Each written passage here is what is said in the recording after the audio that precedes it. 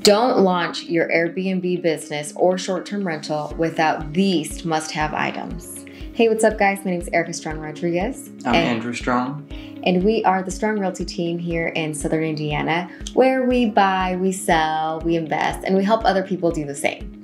So here we have, from experience, a list of things that you absolutely must have, in our humble opinion, if you are getting ready to launch your short-term rental business. Do you want to start us off? Sure. I would say the first thing, one of the most important things, is you want to have a self-check-in system. You don't want to be meeting up with somebody, giving them the key, then meeting up with them after they leave and getting the key back. You need to have a self-check-in where you can set the code for the deadbolt from your phone. You can customize it. You can give the cleaner their own code.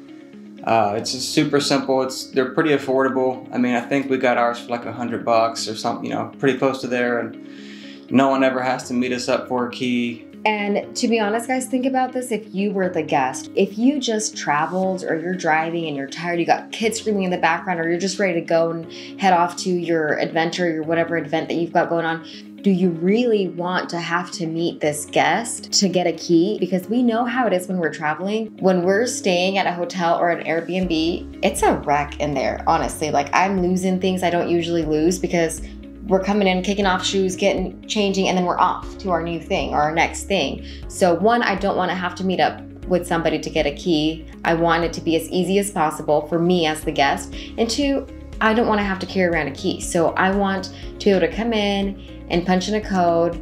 It's in this way, it's even better than a hotel where I don't have to carry the plastic little key card. Yeah, I mean, I've lost those key cards and had to go ask for more keys. All the time. So the lock that we purchased is called Ultra Lock.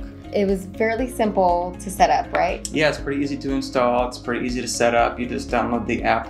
It's UTEC, U-T-E-C. They sync together, and like I said, you can make codes. As many codes as you want. You can set codes to work all day, for 2 days, for 2 hours, whatever you want to do. So why might that be helpful, you might be wondering? Because we have a code specific to the housekeeper, a code specific to us, and then a code specific to each guest that only works for the length of their stay, so they may never come back and enter the property using their old code. Okay, the first thing on my must-have list is dark washcloths for removing makeup, and we learned this the very hard way. Yes. I'm guilty of this too when I go to a hotel, and maybe it's a little bit different at a hotel, but ever since we started the Airbnb business, I don't do this anymore. How many of you stay at an Airbnb or a hotel and then you remove your makeup with their bright white washcloths? That is so hard to get out. I think we just threw those washcloths away. Yeah, and people will use the white towels to clean up messes they spilled. I've seen them put it in front of the door and like wipe their shoes off on it. I mean, people are really hard on white towels. And we're not the type of Airbnb host to give our guest a list of chores. So we would never complain or say they didn't load this up, or that's entirely on us. And I just see it as the cost of running this business, as with any business. So what we learned is to have 2 towels per guest, a dark one, a white one, and then 2 washcloths per guest, a dark one, a white one, and not to leave any extra towels out to avoid them using those towels, or maybe you can't tell if they use them, and then now we have to have our housekeeper do an extra load of laundry that may or may not be necessary. One of the things I think is super important is, and you can do this through the Airbnb app, is set up automated messages. So as soon as a guest books, you can set it to go right away, or you can set it to wait a couple minutes. I set mine to wait a couple minutes just so it somewhat feels like it's coming from me, even though it's probably pretty clear that it's not. But if a couple minutes after they book, it just says something like, oh, hey, thank you for choosing our place, yada yada, your check-in time is this date, this time. Just a reminder to them, even though they saw it when they booked, they'll probably still message you like, hey, when's my check-in time? Because people are forgetful. So they get one as soon as they book. They get one a day before they check in that reminds them of their check-in day, time, and then gives them their access code that they've chosen. And then one before they check out, because believe it or not, I have had someone forget their checkout day, and then the cleaner shows up and they're in there sleeping, and then it's awkward for everyone. And that's the time that I learned not to leave anything extra out, because they used every towel, every bed sheet. I think they used one of the shower curtains, one of the extra shower curtains as a blanket. I No, they had a good time. I was happy for them. Yeah. But that's how I learned not to leave extra stuff out. That was an all dudes trip. Yeah. There was cheese on the floor. Do you remember that? Yes. There was cheese all over the floor. That's whenever we were still cleaning it ourselves. So that's why we saw that. I think that's a good segue to our next point, which I think you should have a dedicated housekeeper if you cannot do it yourself. Or if you work full time. I would say have a good, reliable cleaner and a cleaning situation. So what I mean by that is obviously a good, reliable person who can clean the place for you, who will do a good job. And by cleaning situation, what I mean is our cleaner will go there. She's reliable, I can trust her, so she will take all the linens home, all the towels, all the dirty laundry, and clean them at home. And then in between stays, she'll switch them out. Talking to other people, you know, some people have the cleaner, but the cleaner will leave everything bagged up, and then they gotta go get it, go home and wash it, and bring it back. It's just too much legwork. One of you are a stay-at-home parent, then maybe you can make those kinds of things work, but if you're busy, it's almost impossible. In the beginning, we were very good at it because it was so new. And I made another video about this, why it's good to do these things in the beginning yourself so you can learn all that it takes and to develop a good system, like you were saying, when it comes to the cleaning, so you can pass the baton off to somebody and give them some direction on how you like things done. But unless that was my sole job, I think it would be too hard to remember on top of kid activities, work duties, wife duties, friend duties, everything else to add in like washing the linens. Yeah, and then another thing is that I'm kind of a perfectionist, so when I'm cleaning it myself, I see a little piece of dust in the corner, and every time, like, any little thing will keep catching my eye. It takes me way too long to clean it because I'm too paranoid. I'm like, I think someone's gonna see it, they're gonna leave me a bad review.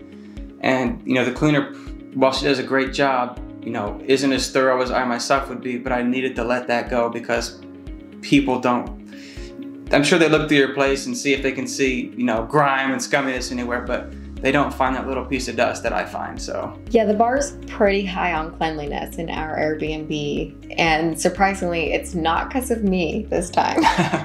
Okay, the next one on the list is a smart thermostat. We have a Nest, right? Yes, we have a Nest thermostat. I think this is important because sometimes people check out and they forget to readjust the temperature to a normal temperature. And again, we don't have a list of chores for them to do before they check out. So, and I'm not going to. I'm against that personally. Yeah. I'm not the person that's going to say, take out the trash, readjust. I'm not doing that. Load up the dishwasher. And we're going to make another video about that, but I'm not doing that. So when they check out, and we're out of town, for example, or the housekeeper is not going to come in until 3 or whatever, you know, until a couple days. Maybe the next day. If there's a vacancy, a day or two, and she can't make it right away. Exactly. And they left the thermostat at like 80 because people have left it at kind of extreme temperatures. Yeah, I've had people leave it maxed out, as hot as it would get, which I think is 90 degrees. And the cleaner will show up and be like, oh my God, it's so hot. I got to open all the doors and windows. And that's obviously rough on the unit itself and then the bill, you know, if it doesn't get caught for a while. So the good thing about that is if you have a Nest, you know, you can control it off your phone. So Andrew can check on that and readjust it. Of course, he would never readjust it when someone's staying in there. If they're cold and they've set it to 73, we're never gonna get on there and set it to 67 or something like that. But when they check out, it's nice to be able to check the temperature. And also back to our lock, like just make sure that it locked. Fully stocked kitchen. It definitely at least provides your guests with everything they would find in a hotel. In a hotel, you don't have pizza cutters and pizza pans. I don't even think you get baking pans in there. You don't have a kitchen a lot of the time. You just get a little fridge. Yeah, I think you get forks and spoons and things like that, but you know, ours is equipped with anything you'd need to cook. There's no like dough mixer or, you know, like those standalone KitchenAid mixers. We don't have those. Or pressure cook, or what are they? Pressure cookers? Not a pressure cooker. Air fryer. An air fryer. We don't have that. We might get one of those. But we have a nice coffee station with tea, with honey, Keurig, with different types of sugars. And actually, the kitchen in itself and like the setup, I think it's enough to make an entirely different video that we could walk through all of the things that we've learned along the way from colleagues, from our experience, from guest suggestions, or from stays that we've taken, how to fully stock our kitchen to give it that little extra above and beyond so that people, if they come back to Evansville, they know where to go and they want to stay at our place because they had such a wonderful stay there. Yeah. Don't be cheap because it pays for itself. Okay, the next one is a smoke and a carbon monoxide detector. I think this goes without saying. I think it's pretty self-explanatory. Surveillance cameras outside, I think, is a pretty big deal. And I literally don't ever watch it to see the guests come in or come out. I mean, I only look at it if needed. But if somebody, and thankfully it hasn't happened, but if somebody's car gets broken into, or, you know, you can provide them with the surveillance and show them that you care and, you know, be there for them in their time of need. And also if somebody does vandalize your property, or if they have a party, you know, it says in our listing, no parties allowed. We've only had once, thankfully, where I saw, you know, like 4 or 5 different vehicles, 12 different people in and out of the unit. That way you can prove it, and if you have to make a claim with Airbnb, you can show them the video. It's a safety measure. It's a safety measure, and it takes care of you and takes care of the guest. Do not have a camera inside your Airbnb. Even if it is unplugged, do not have that in there. I've seen and read people, Airbnb hosts, have a noise detector inside the property. I would be too worried that somebody would think that we're spying on them or something like that. It would look inappropriate, I think. And I know that all that they do is measure like the decibels, yeah. How high that party's getting, for example. But I'm uncomfortable putting anything like that inside the property. This is only facing the parking lot in our property. So again, we can see who's coming and going. And like Andrew said, we only had one time where there was 12 people there, and I think our max guest is something like 8, right? It's actually, well, 4 is what it's set at. But I mean, it's okay to have, I think, guests visiting you, yeah. But it was them having a party like all night long, and it was New Year's Eve, so we kind of thought that might happen. I also thought that people may feel uncomfortable or ask me questions about the camera, but literally no one has said a word about it. Okay, the next thing that you need to have is somebody, if it can't be you, somebody to pay full attention to your Airbnb, as in respond to messages, proactively look for new solutions, proactively communicate with the cleaner, to check your calendar, and to just be attentive to that business. Yeah, well, that's what's, you know, the job of the host. So the owner is the host. But if the owner is too busy and is not responsive, then you need a co-host. And so if it can't be you, then you can set someone up on the app as a co-host. And now the co-host will see the messages, the inquiries. You'll both receive all of it. So you'll still see what's being said back and forth between the 2 people, but you don't want to leave somebody, you know, asking a question about your property, and then 2 hours later they're getting antsy and just move on to the next one. It does keep track, so if you go more than 24 hours without responding to somebody, that's something that people who are booking your place can actually see, whether you're responsive or unresponsive. Your response rate. Yeah, you got to take care of people. And I made another video on 5 ways to guarantee you're going to lose money on your Airbnb, and one of them was be a terrible host. And Andrew has been our gracious host in almost every review that we have, which, by the way, we are super hosts. They mentioned how helpful and how nice and responsive Andrew was. So it is very important to be a great host. One last touch point on that is say something, which I don't think we've had an issue with it yet, thankfully, but I've heard stories where somebody's having trouble checking in or getting it. Actually, have it happen. Someone's having trouble with their code. I think one time I put in the wrong code, gave them the wrong number, but if I didn't see that right away, I mean, how long they could have been standing outside, getting angry or upset, waiting to get into the house. That could be a really big problem. Yeah, that's a good point. Yeah, you better believe that'll be in the review. Yeah. Okay, the next thing that we believe you must have is mattress protectors on all of your mattresses. These are not like a plasticky, I mean, the bottom lining of it is a plastic, but with all of the linens and the sheets, you won't hear the plastic. And the top part, it feels like a microfiber type of fabric. So if anybody spills or if any kids have any accidents on the bed, which has happened, you're not going to ruin your mattress. You, worst case scenario, get a new mattress protector if you don't want to deal with the mess. But we have noticed some people, they eat on the bed, or actually, now that I'm talking about this, maybe they were doing something very creative in bed because there was chocolate all over the bed. Yeah. So, you know, people leave messes on the on the sheets, unfortunately. But it's nice to not have to think like, oh, not only the sheets are worried, but now my mattress is stained. And it's nice not to have that concern. Because say someone, for whatever reason, pulls your sheets back and there's a gross stain on the mattress, that's not a good look. Absolutely. And this can also protect you from things like, I don't know, for God forbid, someone with like bed bugs comes and stays at your house. You know, it would protect your mattress from it getting infested with things like that. The other thing that we believe you must have with your Airbnb or your short-term rental is same-day turnover, which goes back to having a reliable cleaner. Same-day turnover would mean that if Andrew checked out this morning at 9 a.m. and I'm checking in the same day. But in order to do that, to be able to do that, you need to have, like Andrew said, a reliable cleaner. So yeah, if you tell somebody they can check in at 3 o'clock and they show up and it's 3:05 and the cleaner's still in there trying to get things cleaned out, coming in and out, apologizing, sorry, I'm almost finished. It's not a good look. It's embarrassing, honestly. It makes it look unprofessional. So you don't want to run into those issues. One of the first things we should have started with was your listing photos. Don't take them with your cell phone. Hire a photographer. If you don't know where to look up a real estate photographer because they take professional photos of people's homes all the time.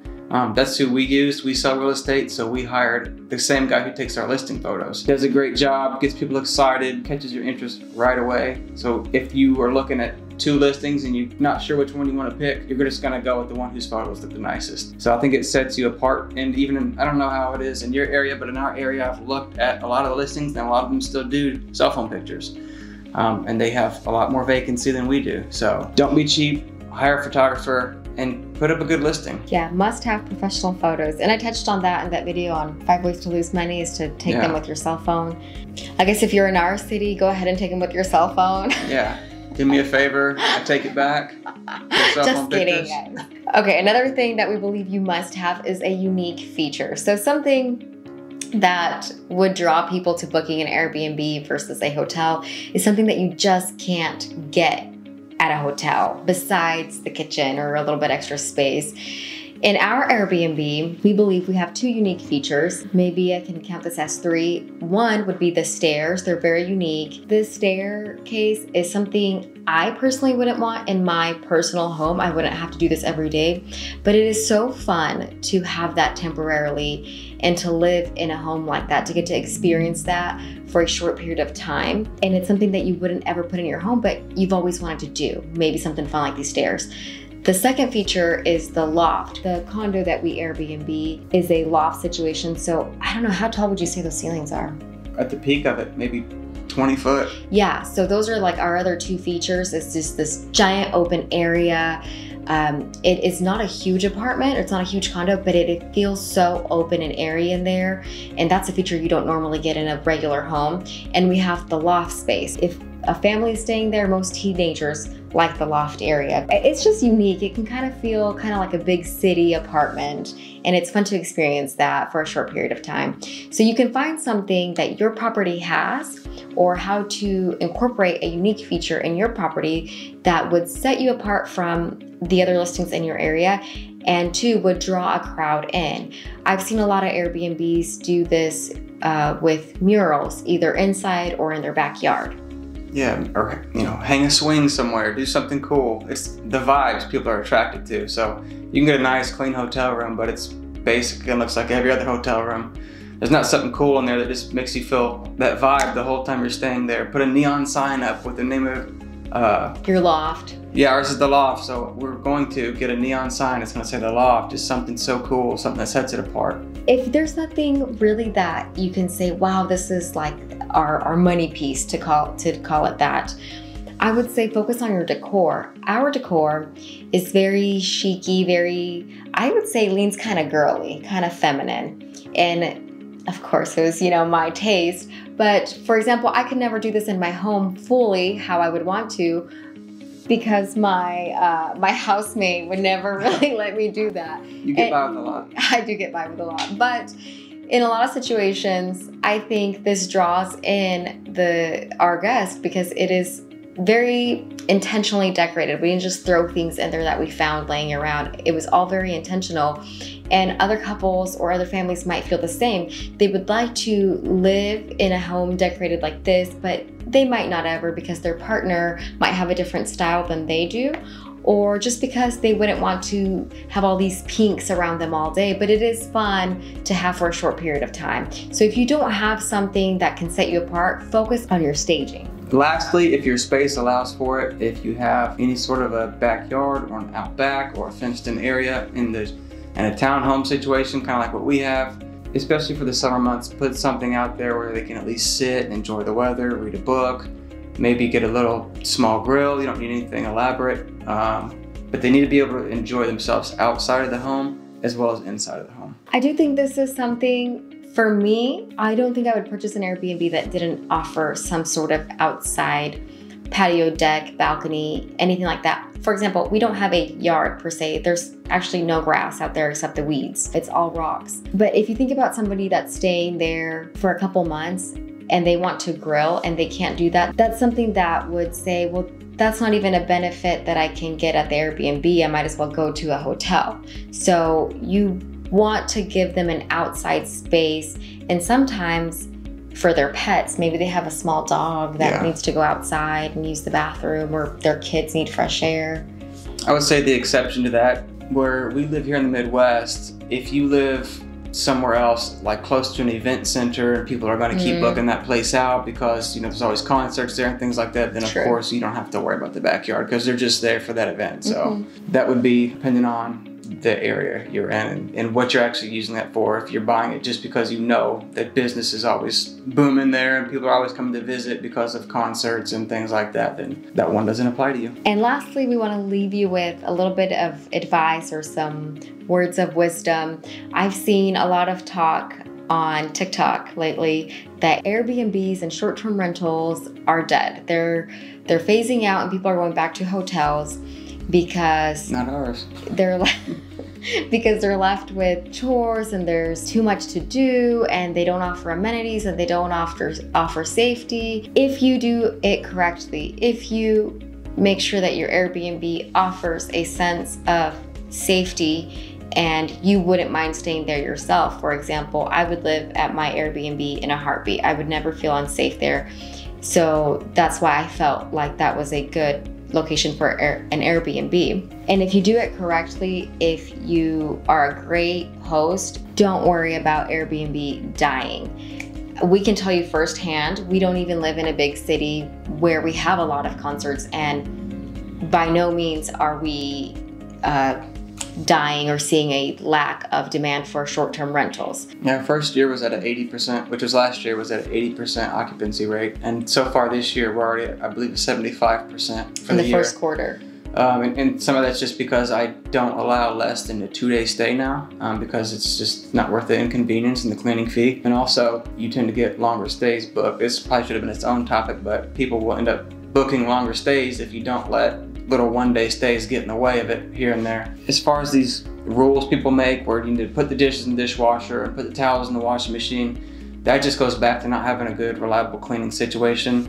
And because you're trying to do it yourself, you want your guest to do all these things for you, and it's just no good. It's just not what the kids want these days. Yeah, that will put people in the mindset of, why don't I just stay at a hotel? Exactly, but back to Airbnb dying or the need for it dying, no, I don't think so. I've seen such a huge increase since the pandemic happened of travel nurses, for example. They need places to stay and their contracts are usually 2 to 3 months. Who wants to live at a hotel for 2 to 3 months? I don't. I want to stretch my legs out. I want windows. I want a patio. Some of them take their little dogs with them. They want a yard for their dog. There's also situations where, like, I mean, we see it all the time. They've sold a house and now they're waiting to get possession of their new house and they need a place to stay for a month. We get calls like that all of the time for things for that need. Unfortunately, things like divorces, those happen, and while you figure out what's going on, you need a place to stay. Moving into a new city, sometimes one of the partners will move to the city before the other partner, and while they scope out the city, they need a place to stay, and again, they don't want to stay at a hotel. There is a need for long-term or a short-term rental. You'd be surprised too. So we live in the 3rd largest city in Indiana. Like legitimately just medium sized. We have concerts and things here, but it's not like a regular place. There's no big fights ever held here, things like that. Sometimes comedians, I don't think Kevin Hart has ever like came here. Smaller comedians will come here, so it's not like there's huge events. Oh, Kevin Hart did come here. Did he? Oh, yes. He did come here last year, yes. Huh? Okay, so every now and then we get something big. But the point is that even where we live, I was nervous at first as to, you know, why would anyone want to stay here and book this place? But literally it's visiting family, graduation parties, haven't seen my kids in a while, sold my, like there's always something going on. There's almost always a reason for people to come and stay here. So there's some must-haves for you if you are considering owning an Airbnb or a short-term rental. If there's anything else, other advice you'd like to get from us, our feedback, you'd like us to make a separate video on, just let us know. It's something we've taken very serious, kind of threw myself 100% in at it, find out the best ways to get things done. It's pretty simple as long as you do things the right way. So you got anything else on it? Nope, hope that helped. If there's any specific questions, like he said, we'll make another video. We're doing a short Airbnb series right now, so we will have more videos specific to managing your short-term rental. So until next time.